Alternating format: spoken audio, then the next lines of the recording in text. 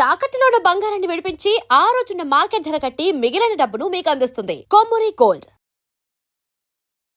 నమస్కారం గురువు గారు. శుభాశిష్యులు తండ్రి. కర్మ సిద్ధాంతం చాలా మంది కర్మ కర్మ అని చెప్తా ఉంటారు. ఏ పని చేసినా కలిసి వస్తే పూర్వజన్మలో ఏదో పుణ్యం చేసుకొని ఇప్పుడు కలిసి వచ్చిందని చెప్తా ఉన్నాను. కలిసి రాకపోతే పూర్వజన్మలో ఏదో పాపం చేశాను కర్మ ఇక్కడ నా కర్మరా అంటారు. ఏంటి అసలు కర్మ నిజంగా ఉందా, అనుభవించాల్సిందేనా, అసలు ఇది ఏంటంటారు? అసలు కర్మ అనేటువంటిది ఉంది. కర్మకి అర్థం ఏంటంటే చేయుట. కర్మ అంటే చేయుట. ఇది అర్థం కరెక్ట్గా వినండి. చాలా మందికి కర్మ అంటే రకరకాలుగా చెప్తారు.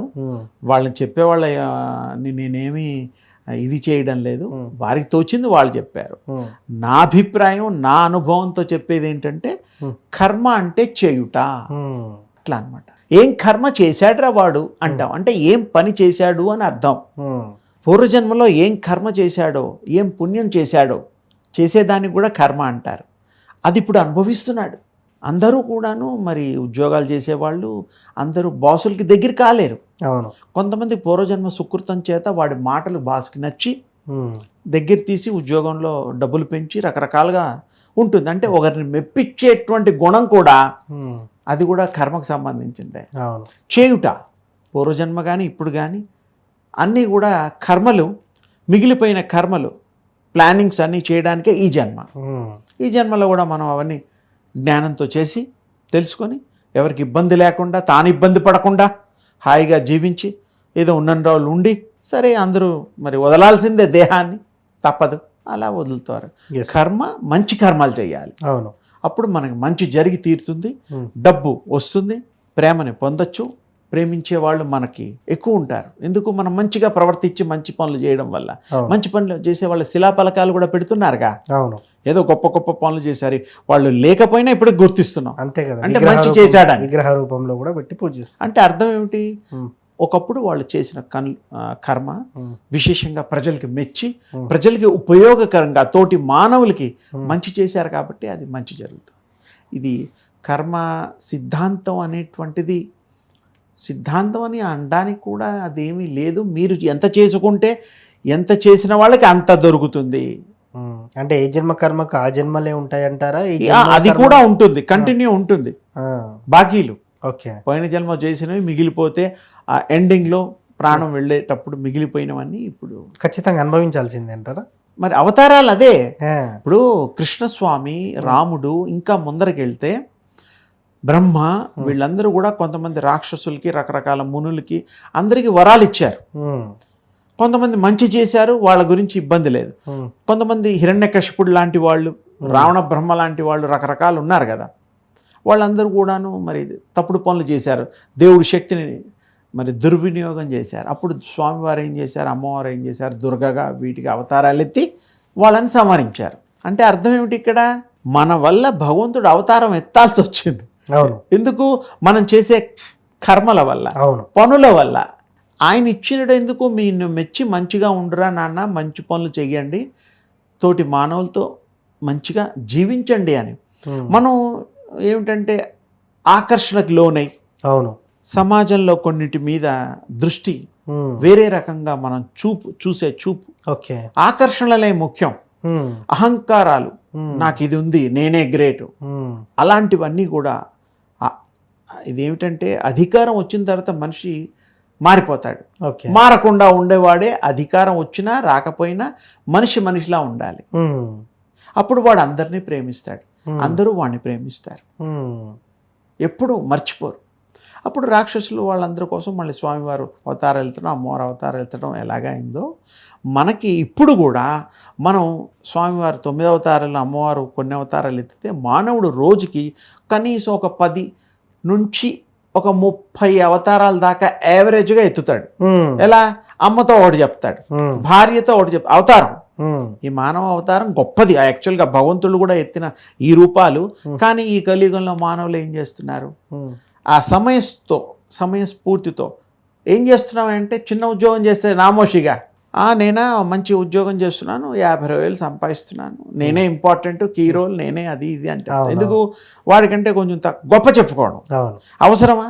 నువ్వు నిజం చెప్పడం వల్ల నీకు తక్కువ జీతం ఉందేమో, పాపం మంచి ఉద్యోగం నేను ఇప్పిస్తానని మీ స్నేహితుడు ముందుకు రావచ్చు అవును నిజం చెప్తే. అవును మీరు గొప్ప చెబితే వాడికే బాగుంది, వాడే ఉద్యోగం సరిగ్గా లేకపోతే మిమ్మల్ని అడుగుతాడు ఎప్పుడన్నా వచ్చి. అవును అవును అంటే జరగడానికి అవకాశం ఉంది. ఎస్ అవును అందుకని ఎప్పుడు నిజం చెప్తే సహాయం దొరుకుతుంది, అవును సత్ఫలితము ఉంటుంది. ఎస్ ఇక్కడ కర్మ సిద్ధాంతాలు ఇవి కూడాను ఏమిటంటే మనం గుర్తించాలి. ప్రవర్తన, సత్ప్రవర్తన ఇవన్నీతో పాటు ముఖ్యంగా అవతారాలు మానవుడు ఎత్తకుండా చూసుకోవాలి. మీతో ఒక మాట, ఇంకోరితో ఒక మాట. అవును వ్యాపారంలో ప్రోడక్ట్ మంచి చెప్పండి, అవును అమ్ముడు పోతాయి. అవును అబద్ధాలు చెప్పి అమ్మిస్తే ఇప్పుడు కొనుక్కొని వెళ్తాడు, అది సరిగ్గా పనిచేయదు. అవును మంచి బ్రాండ్ అని కొంటాం, అవును మంచి ఫుడ్ అని ఆర్డర్ ఇస్తాం, అవును మంచి కంపెనీలనే కదా నమ్ముతాం, నమ్మిస్తారు కదా. అంతే కదా మరి. అప్పుడు అవి పని చేయకపోతే నెక్స్ట్ టైం అది వాడు కొనడు, అవును ఇంకోడు కూడా కొననివ్వడు. అవును. అరే నన్ను మోసం చేశాడు, నేను మోసపోయాను, నమ్మి ఇంత లాస్ అయిందని చెప్తాం కదా. అవును అంటే ఇక్కడ వాడు తప్పుడు సమాచారంతో ఉన్నవి లేని చెప్పి ప్రోడక్ట్ అమ్ముకోవడం. ప్రోడక్ట్ అంటే ఏ వస్తువు అయినా, అవును పళ్ళు అమ్మినా అంతే, వస్తువులు అమ్మినా అంతే, అవును బట్టలు అమ్మినా అంతే. అవును ఇది అదని కాదు, మనం ఉన్నది ఉన్నట్టు చెప్దాం. మన ప్రోడక్ట్ మంచి ప్రోడక్ట్, అప్పుడు మనకి గుర్తింపు వస్తుంది. ఎస్ వీళ్ళ సామాన్లు బాగుంటాయి, అవును వీళ్ళ ఫుడ్ ఐటమ్స్ బాగుంటాయి, ఫలానా హోటల్ చాలా బాగుంటుంది, బాగా టేస్ట్గా చేస్తారు, మంచి మంచి నాణ్యంగా చేస్తారు అనే పేరు వస్తుంది. Yes, మంచి పేరు రావాలంటే నాణ్యత కావాలి, ప్యూరిటీ కావాలి. అవును అలాగే మంచి మనిషిగా మిగలాలంటే కూడా మీరు సత్యం మాట్లాడాలి, మీరు కల్మషం లేకుండా ఉండాలి, స్వచ్ఛత అనే దానికి మీరు నిదర్శనంగా ఉంటే అవసరం లేదు, డ్రామాలు ఆడాల్సిన అవసరం లేదు. మనం నటులం కాదు కదా. ఎస్ అవును యాక్టర్స్ వేరు, రకరకాల వాళ్ళు వేరు, వాళ్ళు నటించడమే వాళ్ళ వృత్తి. అవును అంతేగాని వాళ్ళు ఆ సినిమా వరకే, అంతే. నాటకాల వరకే, అంతేగాని వాళ్ళు వేరే విషయాల్లో వాళ్ళు మామూలుగానే ఉంటారు. ఎస్ అవును ఎందుకంటే ఒక మెసేజ్ ఇవ్వడం కోసం ప్రజలకి, సమాజానికి ఆ నటిస్తారు, అంతే. అది తప్పు కాదు, ఆ సినిమా నటన తప్పు కాదు. కానీ ఇక్కడ మోసం చేసే మానవులు మోసం చేసుకునే నటన తప్పు. ఎస్ సింపుల్గా చెప్పా, Yes. ఇంకా చాలా చెప్పచ్చు. మనం విశ్వాసాన్ని, కర్మల్ని మంచిగా చేస్తే మంచిగా మనకి కర్మలు అవి ఫలితాలను ఇస్తాయి. ఎవరిని మోసం చేయకూడదు, ఇన్ని అవతారాలు ఎత్తకూడదు. అంతే. మానవుడిగా ఒక అవతారం ఉండండి, దేవుళ్ళ కంటే ఎక్కువ అవతారాలు ఎత్తుతున్నాం నాన్న. అవునవును సార్. ఆయన 9తో సరిపెట్టాడు, కలికి అవతారం రాబోతోంది, అవును అది వేరు. మనం ఆ రోజు 10 ఎవరు కనపడితే వాళ్ళకి నిజం చెప్పాం, అవును అలా అవతారం ఎత్తుతాం. అవును అది ఎంత ఎదుటివాడు నమ్మిన వాళ్ళు నమ్ముతారు, కొంతమంది ఏం అనలేక అలాగా సరే అంటాడు, వింటాడు, వెళ్ళిపోతాడు. అసలు విషయం వాడికి అర్థమైపోతుంది. అంతే కదా. మీరు ఆడేది అబద్ధం, మోసం, దగా. ఎస్ మీతోటి రాడువాడు, ఎస్ మీకు ఫ్రెండ్షిప్ చేయడు, అంతే కదా. మిమ్మల్ని నమ్మడు. నమ్మకం కావాలంటే మీ ప్యూరిటీ ఉండాలా. వాడికి అసలు విషయం తెలియాలి కదా.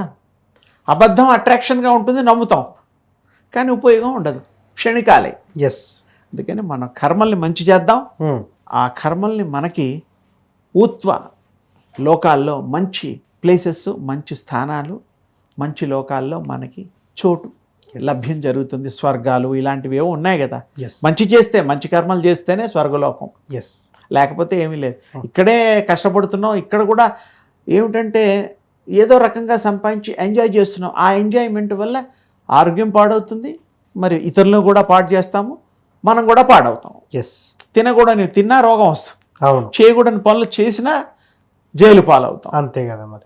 చేయకూడదు కదా. ఎస్ అవును. ఇవన్నీ దృష్టిలో పెట్టుకొని మంచి చేద్దాం, మంచిగా మనుగడ సాగిద్దాం, మన మంచి హృదయంలో పెంచుదాం, ఇతరులకి పంచుదాం, మనం గొప్పవాళ్ళం అవుదాం. ఈ సమాజాన్ని మంచి సమాజంగా, ధర్మ సమాజంగా మనం రూపొందించడంలో మన వంతు మనం కృషి చేసి అందరికీ ఆమోదయోగ్యంగా, అందరూ ఆనందదాయకంగా ఉండేటట్టుగా ధర్మాన్ని కాపాడదాం అనేటువంటిది ముఖ్యోద్దేశం. Yes. అది మనని కాపాడుతుంది. శుభం అండి. ధన్యవాదాలు గురువు గారు.